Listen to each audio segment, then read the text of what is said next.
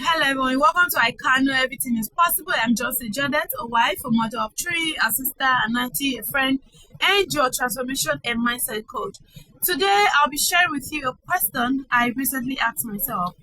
And the question is, what am I pretending not to know in this journey of growth? What am I pretending not to know in this journey of becoming a wealthy woman, a financial independent woman? What am I pretending not to know? And I gave myself some answers, and the first one is being committed to consistency. Being committed to consistency is, I see it as a very, very important tool in this journey, in this work of success, because there is no way I'm going to scale through without being consistent. So being consistent is a power, is a power force. It's very, very powerful.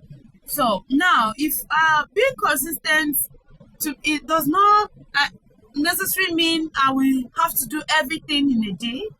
It does not mean that I will, how do I put it, I have to finish whatever I want to do in a day. It means I just have to, even if it's one thing that I have to pick and do it well, do it good, so it will at least be better, if not much, slightly better than yesterday, than whatever I did yesterday. So any effort I make today, no matter how little, should be at least beat whatever I did yesterday. So I see that as consistency, making sure I do one, I meet up a goal in a day that will beat whatever I did yesterday. So I see that as consistency for me, and if I keep doing that, I know I'm gonna end well. So the next one on my list, answer on my list will be always seeing my setback as feedback. I won't overemphasize this point because seeing setback as feedback is not all the time we get setback, but if peradventure, as we are walking this journey of success, of course, we're going to experience a whole lot of setback. So we should, as we see some of this setback, I should always make sure I look for data. I get information from all this setback. Let me give an instance. Let's say, for example, I submit a proposal to somebody, to a client, and the client says something wrong in the proposal. Probably I didn't see it, and the client said, and the client, okay, you don't normally show up. So if a client should tell me I don't show up, what will be the next thing on my agenda? It shouldn't be for me to feel bad. Like I always say, in as much as I'm an emotional person, I easily cry over anything that pains me. It does not mean okay. Oh my God, I'm exposing myself today. Yeah.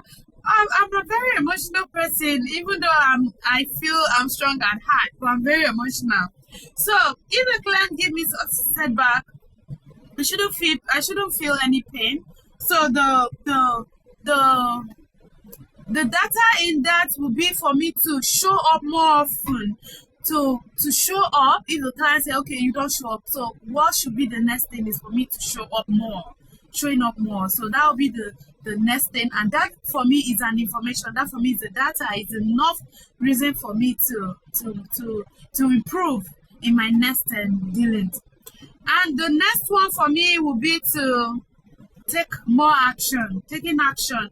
So if after I've done a whole lot of plan, I've written a lot of things down, I have gone and get some documents, do some necessary things I'm supposed to do, the next thing will be for me to start taking action. If I have put my banners outside and say, okay, this I'm doing this, the next thing will be for me now to take action, to be available for the customers to come and get whatever I have to offer. They should not come and then there's no action. There's nothing there for them to see.